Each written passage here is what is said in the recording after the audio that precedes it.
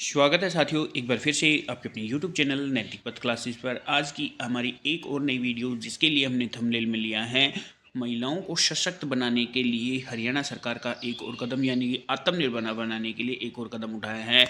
महिला सरपंचों को अब बड़ी जिम्मेदारी दी गई है और जो ट्रांसजेंडर बोर्ड्स हैं उनका भी गठन किया गया है। कितनी आंगनबाड़ी केंद्रों की संख्या बढ़ाई जाएगी वो आप जान पाएंगे इस वीडियो में। अगर आंगनबाड़ी केंद्रों की संख्या बढ़ेगी तो जो कर्मचारी हैं उनकी भी संख्या बढ़ेगी और चयनित कर्मचारी हैं को जल्द नियुक्ति करने के आदेश दिए गए हैं। तो पूरी डिटेल में इन्फॉर्मेशन क्या है आइए वो जान लेते हैं। तो प्यारे साथियों, ये है इन्फॉर्मेशन। महिला सरपंचों को बनाया जाएगा गांव का ब्रांड एम्बेसडर, यानी कि जो भी महिला सरपंच हैं उनको अब गांव का ब्रांड एम्बेसडर बनाया जाएगा। बेटी बचाओ बेटी पढ़ाओ अभियान को और आगे की रूपरेखा तैयार की गई है। पिछले सालों की तुलना में गिरे लिंगानुपात पर सरकार गंभीर। सीएम ने PNDT एक्ट सख्ती से लागू करने के निर्देश दिए हैं। यानी कि ऐसा कदम क्यों उठाया गया है, जो लिंगानुपात हैं उसमें कमी देखने को मिली है और गिरते हुए लिंगानुपात के बारे में सोचकर महिला को सशक्तिकरण किया जा रहा है।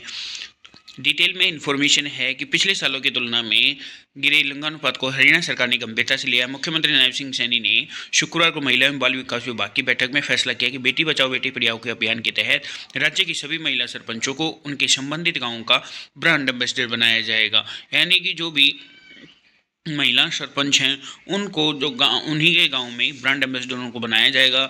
इस दौरान उन्होंने जागरूकता बढ़ाने के लिए साथ PND एक्ट 1994 प्रावधानों को सख्ती से लागू करने का निर्देश दे दिए गए हैं। साल 2024 में जन्म के समय लिंगानुपात 8 सालों में सबसे कम दर्ज किया गया है।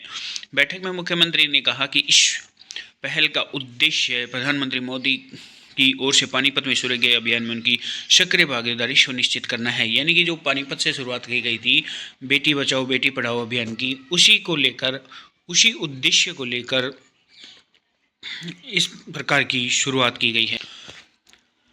उन्होंने कहा कि लिंगानुपात में सुधार के लिए अभियान के तहत वर्तमान राज्य सरकार द्वारा उठाए गए कदमों को पूरे देश में सराहना हो रही है। लोगों को बालिकाओं को पढ़ाने के लिए प्रेरित करने के लिए गाँव में नुक्कड़ नाटक और अन्य कार्यक्रम आयोजित करने के भी निर्देश दिए गए हैं। उन्हें यह भी प्रस्ताव रखा कि इन कार्यक्रमों में गांव की सभी महिलाओं को आमंत्रित किया जाना चाहिए, जिसमें समुदाय की बुजुर्ग महिलाओं को संबोधित करें। बैठक में लिंग जांच के लिए हैंडलैंड UGC मशीनों के इस्तेमाल गहरी चिंता जताई है। उन्होंने कहा कि इस अवैध काम में शामिल लोगों पर नजर रखने और उनके खिलाफ सख्त कार्रवाई के लिए एक प्रभावी रणनीति तैयार करने के निर्देश दिए हैं। यानी कि बहुत बड़ा फैसला लिया गया है।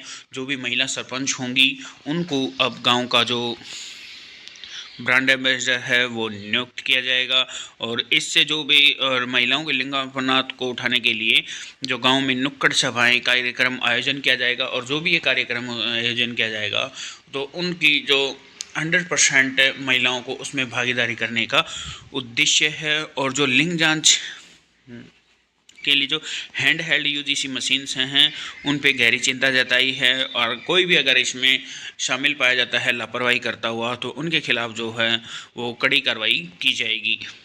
और क्या इन्फॉर्मेशन है, 10,000 आंगनबाड़ी सक्षम केंद्रों में विकसित करेंगे। यानी कि आने वाले समय में 10,000 आंगनबाड़ी केंद्र हैं उनको सक्षम केंद्रों में विकसित करेंगे।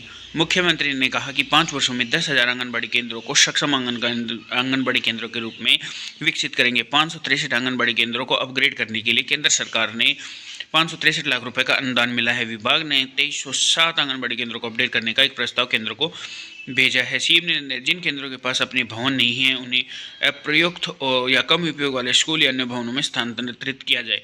यानी कि जो 10,000 आंगनबाड़ी हैं अब उनको सक्षम केंद्रों में विकसित किया जाएगा और इनकी अपग्रेड करने के लिए 563 लाख रुपए का अनुदान मिला है। और जहां भी आंगनबाड़ी के भवन नहीं है वहां कोई भी अगर स्कूल या कोई अन्य भवन है तो वहां पे इन आंगनबाड़ी केंद्रों को स्थानांतरित किया जाए। हरियाणा को स्टंटिंग मुक्त प्रदेश बनाने का निर्देश। बैठक में नायब सिंह सैनी ने विभाग को निर्देश दिया कि वे राज्य में स्टंटिंग से पीड़ित 0 से 5 साल की आयु के बच्चों की पहचान करने के लिए एक विशेष अभियान शुरू किया गया है। यानी कि जिन बच्चों की एज 5 साल तक होती है, यानी कि 0 से 5, ऐसे जो बच्चे जिनकी आयु तो बढ़ जाती है लेकिन उनका कद कम होता है, तो उसके लिए विशेष अभियान शुरू किया जाएगा और इन बच्चों के पोषण सत्र में सुधार करके हरियाणा को स्टंटिंग मुक्त राज्य बनाया जाएगा। उन्होंने इस बात पर जोर देते हुए कहा कि हरियाणा का इस लक्ष्य को प्राप्त करने वाला पहला राज्य होना चाहिए। मुख्यमंत्री ने कहा कि आंगनबाड़ी केंद्रों में बच्चों को उनकी पोषण संबंधी जरूरतों को पूरा करने के लिए बाजरे से बने विभिन्न प्रकार के व्यंजन उपलब्ध कराए जाएंगे। राज्य सरकार का लक्ष्य अभियान में देश के शीर्ष 3 राज्यों का स्थान बनाना है। उनका पोषण 2.0 के तहत ब्लॉक, जिला, राज्य स्तर पर 1 से 6 वर्ष की आयु के बच्चों के लिए विभिन्न प्रतियोगिताएं आयोजित करने का सुझाव दिया, जिसमें विजेताओं को पुरस्कार देकर सम्मानित किया जाएगा। यानी कि जो बाजरे से बने विभिन्न प्रकार के जो व्यंजन होंगे वो गवर्नमेंट सरकार के द्वारा जो है वो उपलब्ध करवाए जाएंगे। और ये क्यों किया जा रहा है कि जो बच्चों का जो पोषण स्तर है उसमें सुधार लाने के लिए ऐसा किया जा रहा है। और जो 1 साल से 6 साल के बीच बच्चे होंगे उनमें कार्यक्रम किए जाएंगे। उन कार्यक्रमों में या प्रतियोगिताएँ होंगी उनमें जो भी विनर होगा, बच्चा जो जीतेगा, उनको पुरस्कार भी मिलेगा। हरियाणा में ट्रांसजेंडर बोर्ड गठित। हरियाणा सरकार ने ट्रांसजेंडर कल्याण बोर्ड का गठन कर दिया है। अब यह बोर्ड ट्रांसजेंडर के अधिकारों की रक्षा करेगा, साथ ही सरकारी योजनाओं में भागीदारी, स्वास्थ्य, आवास, शिक्षा, कौशल, अन्य सेवाओं की योजनाओं को तैयार करेगा। सामाजिक न्याय और अधिकारिता, अनुसूचित जाति कल्याण और पिछड़ा वर्ग और अंत्योदय विभाग के अतिरिक्त मुख्य सचिव डॉक्टर जी अनुपमा ने इस संबंध में अधिसूचना जारी की है। मुख्य सचिव कल्याण बोर्ड के प्रमुख होंगे। उनके अलावा अलग अलग विभागों के प्रमुख को इसमें सदस्य बनाया गया है। राज्य मानवाधिकार आयोग के सचिव को बोर्ड में सदस्य नियुक्त किया है। केंद्र सरकार ने सभी सरकारी को ट्रांसजेंडर को बोर्ड में गठित करने के निर्देश दिए हैं।